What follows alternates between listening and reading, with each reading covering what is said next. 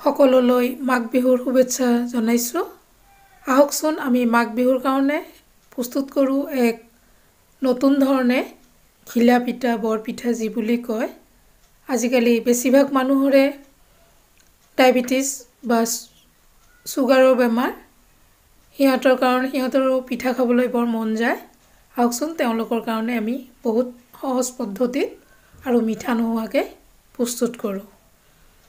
ইয়াৰ কাৰণে লৈ লৈছোঁ এটা কণী, তাতে দি দিছোঁ নিমখ হাফ চামুচ, অকণমান চেনি দি দিছোঁ মই বাচ্চাৰ কাৰণে। চেনিটো আপোনালোকে ইচ্ছা কৰিলে এয়া স্কিপ কৰিব পাৰিব।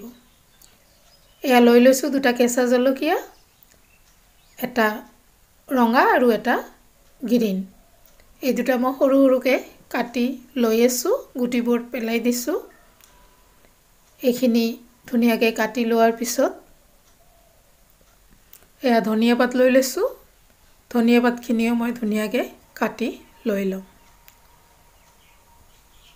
এইখিনি কাটা হওঁতে মই কণী লগত জলকীয়া আৰু ধনিয়া পাতখিনি দি এয়া মিলাই লৈ লৈছোঁ। এইখিনি মিলোৱা হৈ যাওঁতে এইখিনিৰ লগত মই দি দিছোঁ ক'লা জিৰা হাফ চামুচ আৰু পানী দি দিছোঁ আধা গিলাচ। মই এগিলাচ পানী লৈ লৈছোঁ, আধা গিলাচ দি দিছোঁ। ইয়াতে দি দিছোঁ বেকিং পাউডাৰ হাফ চামুচ, এইখিনিও মই মিলাই লৈ লৈছোঁ। দিয়াৰ পিছত এয়া মই পিঠাগুড়ি, শুকান পিঠাগুড়ি একাপ লৈ লৈছোঁ। এইখিনি মই দুবাৰ এইখিনিৰ লগত মিলাই লৈ আছোঁ।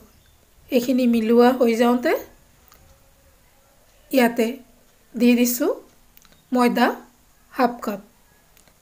এইখিনি ধুনীয়াকৈ মিলাই লৈ লৈছোঁ আৰু পানীখিনি গোটেইখিনিয়ে প্ৰয়োজন হৈ আছে। মই লাহে লাহে অলপ অলপ দি এইখিনিক মই ধুনীয়াকৈ এটা মিশ্ৰণ প্ৰস্তুত কৰি লৈ আছোঁ। এই মিশ্ৰণখিনি লাহে লাহে মই ধুনীয়াকৈ ইয়াক মই বনাই লৈ আছোঁ। আপোনালোকে যিসকলে মোৰ চেনেলটো চাই আছে, আপোনালোকে ইতিমধ্যে যিসকলে মোক ছাবস্ক্ৰাইব কৰিছে আপোনালোক সকলোলৈ ধন্যবাদ।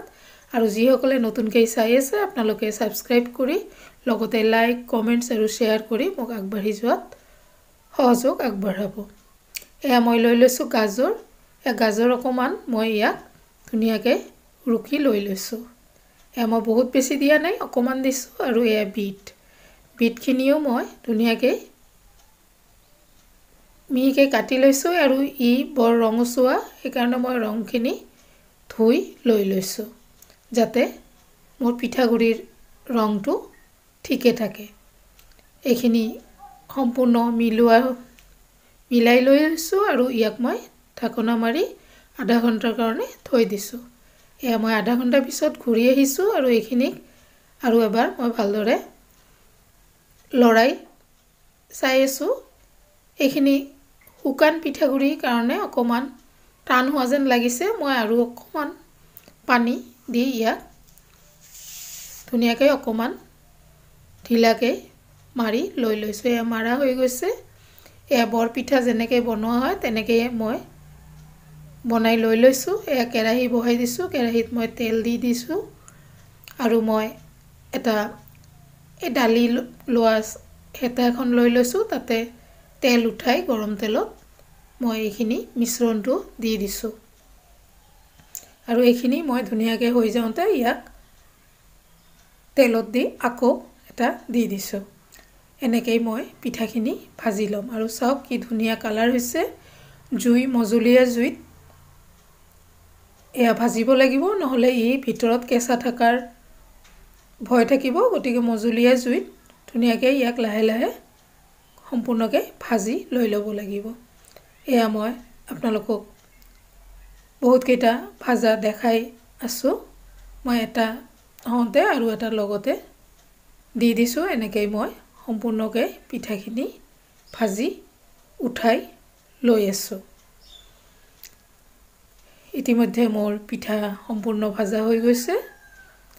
এইখিনি মই ধুনীয়াকৈ প্লেট এটাত উলিয়াই লৈ লৈছোঁ। চাওক পিঠাখিনি গোটেইখিনি ধুনীয়া হৈ গৈছে আৰু ইয়াক মই ধুনীয়াকৈ পৰিৱেশন কৰিছোঁ। এয়া দেখিবলৈ যেনেকুৱা হৈছে আৰু ই বৰ কোমল আৰু ছফ্ট হয়, খাবলৈ বহুত টেষ্টি হয়। আপোনালোক